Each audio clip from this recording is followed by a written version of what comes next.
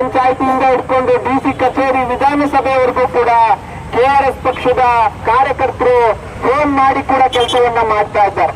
ಇವತ್ತು ಯಾರಾದ್ರೂ ಸಮಸ್ಯೆ ಆಗ್ತಾ ಇದೆ ಅಂದ್ರೆ ಇವತ್ತು ಬೆಳಗ್ಗೆಯಿಂದ ಸೋಮ್ ಸುಂದರ್ ಅವರಿಗೆ ನಮ್ಗೆ ಫೋನ್ಗಳು ಬರ್ತಾ ಇತ್ತು. ಯಾರಾದ್ರೂ ಸಮಸ್ಯೆಗಳಾಗ್ತಾ ಇದೆ ಅಂದ್ರೆ ಪೊಲೀಸ್ ಸ್ಟೇಷನ್ ಫೋನ್ ಮಾಡ್ತಾ ಇದ್ದಾರೇನಪ್ಪ, ಇವತ್ತು ಡಿಸಿಗೆ ಫೋನ್ ಮಾಡ್ತಾ ಇದ್ದಾರ, ತಹಸೀಲ್ದಾರಿಗೆ ಫೋನ್ ಮಾಡ್ತಾ ಇದ್ದಾರ? ಇಲ್ಲ, ಅವ್ರ ಮೇಲೆ ನಂಬಿಕೆಯನ್ನ ಕಳ್ಕೊಂಡ್ಬಿಟ್ಟಿದ್ದಾರೆ ಜನ ಇವತ್ತು ನಿನ್ನೆ ಫೋನ್ ಮಾಡಿದ್ದ, ನಮ್ಮೂರಲ್ಲಿ ಕೆರೆಯಲ್ಲಿ ಮಣ್ಣು ಹೊತ್ತಾಗ್ತಾ ಇದಾರೆ ಸರ್, ಏನ್ ಮಾಡ್ಬೇಕು ಅಂತ ನನಗೆ ಸಾಮಾನ್ಯ ಜನ ಫೋನ್ ಮಾಡ್ತಾ ಇದ್ದಾರೆ. ಅರ್ಥ ಏನು? ಅಲ್ಲಿನ PDO ಆಗಿರ್ಬೋದು, RI ಆಗಿರ್ಬೋದು, ತಹಸೀಲ್ದಾರ್ಗಳಾಗಿರ್ಬೋದು, ಇವ್ರು ಯಾರು ನಮಗೆ ಸಪೋರ್ಟ್ ಮಾಡಲ್ಲ. KRS ಪಕ್ಷ ಮಾತ್ರ ನಂಬಿಕೆಗೆ ಅರ್ಹವಾಗಿರುವಂತ ಪಾರ್ಟಿ.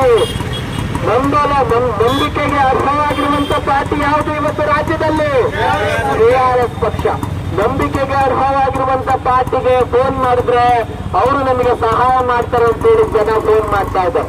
ರೇಷನ್ ಕಾರ್ಡು ಅಥವಾ ಭೂಮಿ ಏನಾದ್ರೂ ತೊಂದರೆ ಆಗಿದ್ರೆ ಸೈಟಿನ ವಿಚಾರಗಳಿಗೆ ಅನೇಕ ಜನ ಇವತ್ತು ಸರ್ಕಾರಿ ಅಧಿಕಾರಿಗಳನ್ನ ಕೇಳೋಕಾಗದೆ ಅವರು ಲಂಚಾವತಾರವನ್ನ ಕಂಡು KRS ಪಕ್ಷಕ್ಕೆ ಮತವನ್ನ ಹಾಕ್ತಾ ಇದ್ದಾರೆ ಮತ್ತು ನಮಗೆ ಫೋನ್ ಮಾಡ್ತಾ ಇದ್ದಾರೆ.